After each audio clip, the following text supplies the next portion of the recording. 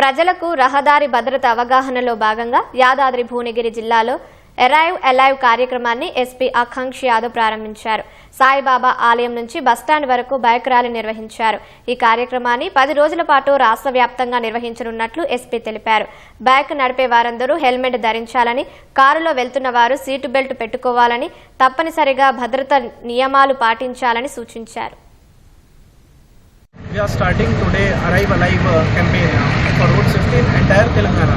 It's a 10-day initiative where police, along with coordination with all the department like transport, health, then other wings in the district, will be creating awareness about going on a two-wheeler. Then you must wear helmet. But sometimes people, even after awareness, they do not wear helmet. That we are going only in the town or going only for a short distance. Then they avoid. And we four-wheeler, then you must wear seat belt. We say people wear seat belt only when they say